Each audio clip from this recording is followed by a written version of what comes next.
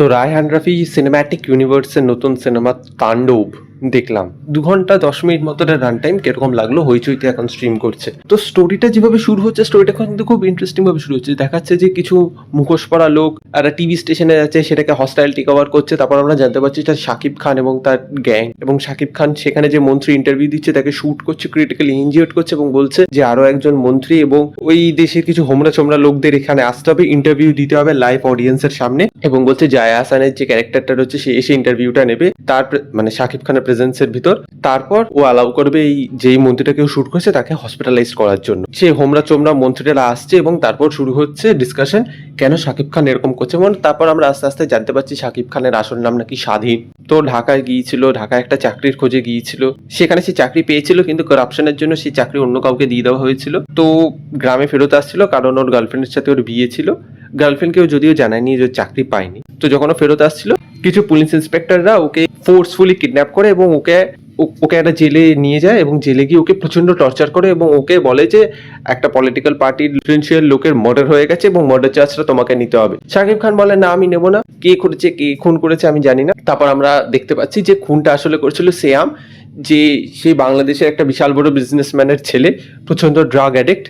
তো সে এরকম ড্রাগের নেশায় সেই ইনফ্লুয়েন্সিয়াল লোকের খুন করে দিয়েছিল এবং সেই খুনের দায়টা হচ্ছিল শাকিব খানের উপর দেওয়ার চেষ্টা করছিল।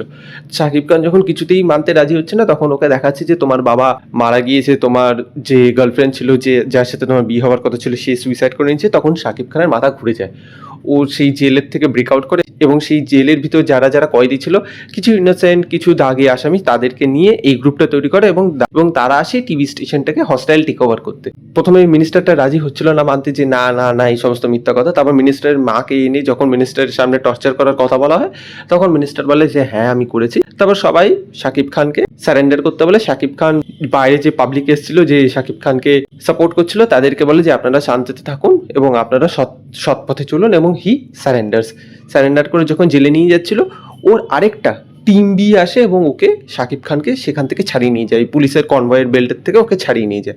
তারপর আমরা জানতে পারছি যে শাকিব খান আসলে স্বাধীন নয়, শাকিব খান অ্যাকচুয়ালি মিসাইল বলে একজন স্মাগলার রয়েছে। সে স্বাধীন এবং শাকিব খান যে মিসাইল তারা একসাথে ওই জেলের ভিতর ছিল এবং স্বাধীন শাকিব খানকে নিজের সব ঘটনা বলেছে ওর জীবনের ব্যাপারে, ওর কি স্ট্রাগলস ও কি হয়েছে ওর জীবনে। এবং ওরা যখন জেল ব্রেকটা হচ্ছিল শাকিব খানকে বাঁচাতে গিয়ে এই স্বাধীন মারা যায়। তখন শাকিব খান ডিসাইড করে আমি এক ঢিলে 2 পাখি মারবো, আমি রিভেঞ্জও নেবো এই স্বাধীনের জন্য এবং আমি বাংলাদেশ গোল্ড রিজার্ভের থেকে গোল্ড চুরি করব। এবং সেটাই সে করে এবং তারপর সে পালিয়ে যায়। তারপর আমরা দেখতে পাচ্ছি যে সিয়াম জেলের ভিতর রয়েছে, সেখান থেকে সে পালানোর চেষ্টা করছে কারণ তার বাবাকে অ্যারেস্ট করা হয়েছে, তাদের সব সম্পত্তি বাজেয়াপ্ত করা হয়েছে, শাকিব খান পালিয়ে গেছে বিদেশে। এবং আমরা দেখতে পাচ্ছি সুরঙ্গ যে আফরান মিশর ক্যারেক্টারটা তারও প্ল্যান ছিল যে সে এই বাংলাদেশের গোল্ড রিজার্ভ চুরি করবে, কিন্তু ওর যে ডায়না হাত রয়েছে রাইট হ্যান্ড ম্যান সে শাকিব খানকে প্ল্যান বলে দিয়েছে, শাকিব খান এই রবারিটা করে নিয়ে সেই জন্য সে মেরে দেয় এবং বলে যে Shakib Khan I am coming after you. তো সিনেমাটার ভালো দিক খারাপ দিক দেখুন, প্রোডাকশন ডিজাইন, র্যাপ সাউন্ডটাকে যেভাবে ইউজ করেছে, শাকিব খানের যে চরিত্রটা রয়েছে তার যেভাবে সুইচ রয়েছে সে যেভাবে ক্যারেক্টারটাকে পোর্ট্রে করেছে, দুটো শেডই যেভাবে পোর্ট্রে করেছে, তার অ্যাকশন সেট পিসেসগুলো সেখানে সে যেভাবে ডায়লগ ডেলিভারি করেছে, ভয়েস মডুলেশন এবং জায়া হাসানের যে ক্যারেক্টারটা, দেখুন জায়া হাসানের যে ক্যারেক্টারটা রয়েছে আমি বলবো না তাকে বিশাল শেড দিয়েছে বা তাকে বিশাল কিছু করতে দিয়েছে, রিটেন মেটেরিয়াল তার কাছে তেমনি কিছু ছিল না। বাট সে যেটুকু স্ক্রিন টাইম পেয়েছে, যেইটুকু তার দিক দেখানোর চেষ্টা করা হয়েছে তারও একটা দিক রয়েছে, সেই জিনিসগুলো খুব ইন্টারেস্টিং ভাবে সে পোর্ট্রে করতে পারছে। As a strong independent women she did a very good job. এবং শাকিব খানও কিন্তু সে যথেষ্ট ভালোভাবে একটা স্ক্রিন প্রেজেন্স আনতে পেরেছে, হি ডেলিভার্স। এবং আমি যেটা বললাম অ্যাকশন সেট পিসেস রয়েছে, কিছু কিছু জায়গায় ওয়ান টেক শটস রয়েছে সেইগুলো খুব ওয়েল ডিজাইন। একটা রয়েছে বাথরুমে এবং আরেকটা রয়েছে জেল ব্রেকের সময় যে ওয়ান টেক সিনগুলো রয়েছে সেইগুলো খুব ইন্টারেস্টিং, সেইগুলো খুব ওয়েল শট এবং ব্যাকগ্রাউন্ড মিউজিক এবং প্রোডাকশন ডিজাইন ভালো হয়েছে এবং সিয়ামকে দেখতে ভাল লেগেছে। কিন্তু আমি এবার নেগেটিভে আসছি। দেখুন এই যে কেমিওগুলো রয়েছে বিশেষ করে সিয়ামের, সেটা কিন্তু গল্পের ফ্লোটাকে না হঠাৎ করে আটকে দিয়েছিল। মানে আপনি ট্র্যাজিক লাভ স্টোরি দেখতে দেখতে হঠাৎ করে সিয়ামের ক্যারেক্টারটা এলো, ড্রাগ অ্যাডিক্ট, সে একটা লোককে খুন করে দিল। ভাই গ্যাংস্টার ওয়ার্ল্ড পুরো, ঠিক আছে মেনে নিলাম, কিন্তু এটা তো স্টোরির যে ফ্লোটা রয়েছে সেই রিদমটাকে ব্রেক করছে, কাজে আমার সেই জিনিসটা খুব একটা ভালো লাগেনি।